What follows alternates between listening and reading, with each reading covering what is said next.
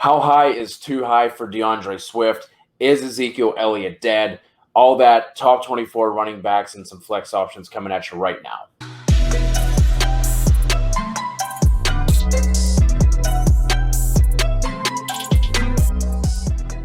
TFA fam, welcome into the Week 2 running back rankings for your 2021 fantasy football leagues. If you didn't see the quarterback video, something I just want to get some quick feedback on. We're thinking about doing like a Friday update to our rankings just as more stuff comes out and we start to settle into this a little bit more. So if that's something that would interest you guys, please leave a comment.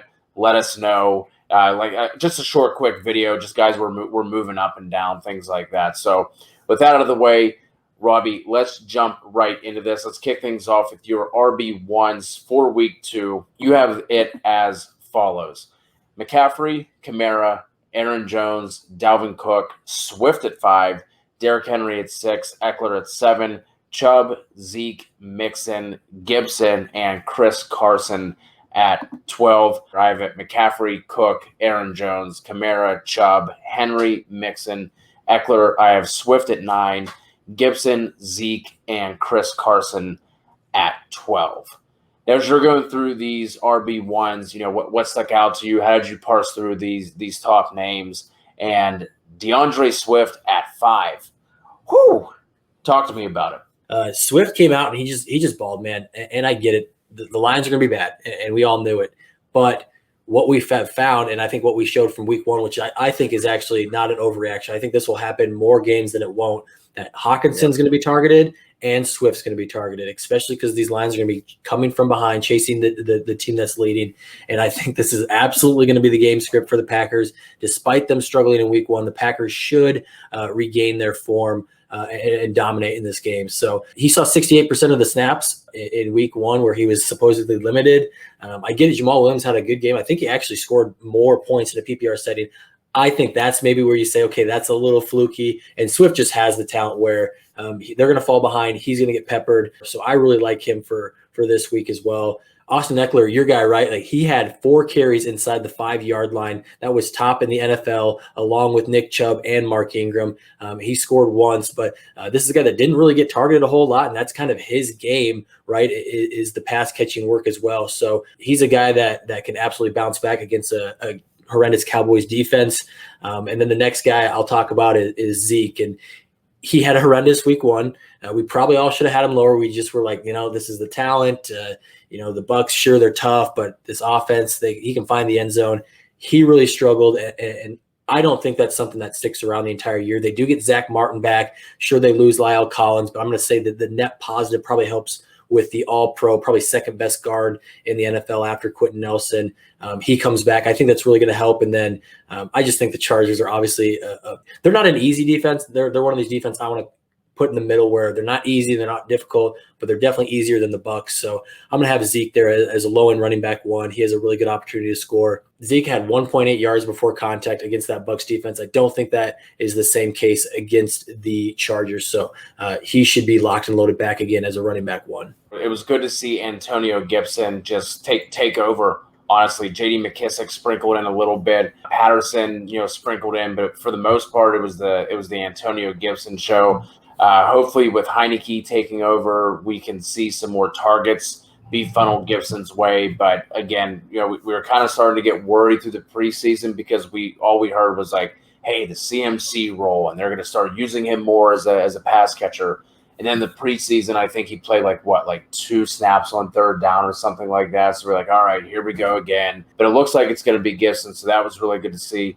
You touched on the Austin Eckler thing already. So it was good to see those red zone touches because I was told that there's no way that Austin Eckler is going to get any of these goal line red zone touches. So we better go back and double check that because I was told all offseason that he was too small to get those and he's not going to get them. So maybe, at the end of the show, we'll go back and double check that. So then Chris Carson just going undervalued every single year. Rashad Penny doing Rashad Penny things. He's already out for this week. Looks like it's going to be a multiple week absence for him. So fire up Chris Carson, and then Joe Mixon just taking over as the workhorse there, just getting all of the touches that he's going to be able to handle. Looked good as a runner, was getting the targets as well, gave us a little bit of a scare. I saw the thing come across, I think it was a sleeper notification just saying that, he was being looked at for like the second time already. I was like, here we go again. It's already happening. But came back, dominated touches. We don't need to worry about anybody else in that backfield as of right now. So it was just good to see some of those things. Let's get into some of these RB2s for the week. Kicking things off at 13, you have your guy, David Montgomery, followed by Najee Harris, Clyde Edwards-Helaire, JT there for you at 16. Damian Harris, Miles Sanders, Chase Edmonds, Darrell Henderson at 20, Tyson Williams at 21, James Robinson, Myles Gaskin, and then Melvin Gordon at 24. I also have Monty at 13, Jonathan Taylor, Damian Harris, Najee Harris, Clyde, Sanders, Kareem Hunt, Darrell Henderson, Gaskin, Melvin Gordon, James Robinson, and then Chase Edmonds at 24. So as you're going through these, this is kind of where like everything started to get jumbled for me. How did you parse out these guys in your RB2 ranges entering week 2? Yeah, even though these are all running back twos, I feel like there's a drop off, and I think maybe you're referencing this as well. Kind of after Jonathan Taylor, Damian Harris, maybe that Miles Sanders range. I feel like there's a drop off where I'm not sure if these guys can get up into that level, and so kind of just kicking it off.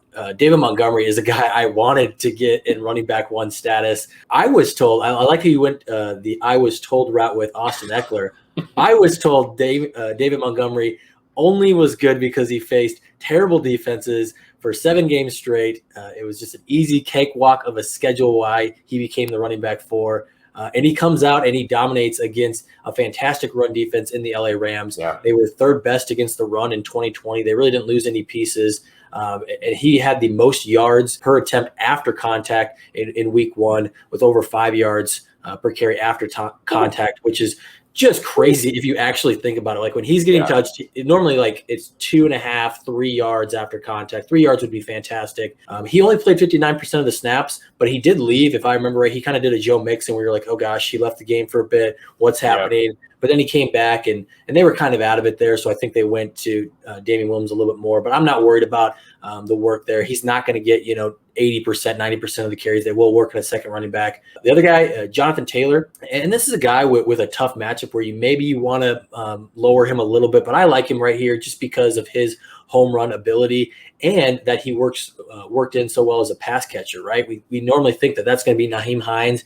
Well, honestly, Jonathan Taylor was one of the top guys this week in yards per route run, which I was really surprised about. But yeah, he had a really big week 1 receiving as well. So I think he can be really big in 2021 if he continues kind of that pass catching work as well. But then the next guy, Damian Harris, you talked about maybe updating our ranks on Friday and doing quick videos on guys who maybe have shifted a lot. I want to hear more news about what's going on here because Damian Harris gets all the work, looks really good. But then he fumbles like late in the game and you hear these rumors. I saw the report that comes out that maybe they're going to dial back his workload a little bit. And I'm like, Bill Belichick hates fumbling. Like this actually might have some grounds to it. But then the backup running back, Ramondre Stevenson, fumbles as well. So I don't know what that does. Are we going to see 160-pound soaking wet JJ Taylor start to take some of these carries? I don't think so. So I still have him as running back 17, which is super high for a guy who really doesn't catch passes. He did catch 2 in week 1, but that's not going to be his forte at all. So this is a really high ranking for somebody who's got the, Derrick Henry, Nick Chubb-like non-involvement in the passing game without their upside in the rushing game. So a little nervous about that, but he did have 25 touches, 117 yards against Miami in week 1. So really like him. And then, after that, I think it's pretty consensus with yours. Who did you like out of that group? Like Melvin Gordon, great matchup against the Jags. His final stat line is misleading because he was only averaging 3 yards per carry. Javonte Williams was like at 3.9. So neither of them were like doing anything great. And then Gordon rattles off that 70-yard rush, puts him, I think he had, 11 carries for over 100 yards. James Robinson, Urban Meyer doing Urban Meyer things, Carlos Hyde getting more carries. The plus side here, the silver lining with James Robinson was worked in more as the pass catcher. I think he saw 6 targets. I'm not sure that Carlos Hyde saw any. I feel like I could have Darrell Henderson up a little bit higher. Sony Michel, I think, only had one carry, and that wasn't until the game was in the bag for the Rams that game. So he's someone I feel like I could have a little bit higher. There's a couple of guys that like, Tyson Williams for instance, he's in your RB2 range. I have him right outside. It was weird to me how he just like disappeared toward the end of that game, and then he gets in and just decides like, hey, you know what? I really don't need to pick up this guy who's coming in free, screaming at Lamar Jackson. Like I'll pretend to get in the way. Lamar loses the fumble, and that ends up being the difference maker in that game. So he's someone who looked really good, had some juice, was getting some targets as well. But then Latavius Murray comes in. Like, could this be like a turning of the tide where we see Latavius now become the 1A to the 1B back? Ronald Jones apparently going to be the starter, even though he fumbled. Now he's out of the doghouse already. So who knows what's going on with that. But obviously they have the good matchup against Atlanta. You could see both of those guys finishing as back-end RB2s. But, like, who do you put them above? So after we get outside of the top 24, who are some of these guys, like flex-worthy plays, maybe some guys that, are in some good matchups that you like here for week 2? I'm glad you mentioned Ronald Jones because I want to quote the great George W. Bush and say, fool me once, shame on you. Fool me twice, can't get fooled again. I am not falling into this trap right now. I need to see it for a couple of weeks. He's named the starter. I don't know what that means. Don't trust Bruce Arians. I did move him above Leonard Fournette, but he's going to stay in that outside my top 30. I'm not really looking to start him. He just happens to be above some of these other guys. I can see you starting some other guys depending on the matchup. But no, the guys I want to talk about, you mentioned Javonte, and he falls right outside the top 24 for me, so technically a flex. People are probably going to look, like you said, at Melvin Gordon, but Javonte received 50% of the snaps, and that's week 1, right? Like, my big thing, I think that I always try and tell people is that rookies are going to get worked in. We see some of these pop off and we think that's the norm, but rookies sometimes take time, right? Cam Akers, we wanted him to take over, but it was Malcolm Brown and then it was Darrell Henderson for a little bit when Akers got hurt, and Jonathan Taylor. Like, we saw a lot of backs take some time, and I think 50% snap share week 1 is very enticing. Like you were saying, he was more efficient than Gordon outside the 70-yard run. I'm really excited about him. I think he's a flex that I would absolutely play. Elijah Mitchell is another interesting name here because we probably buried the lead here.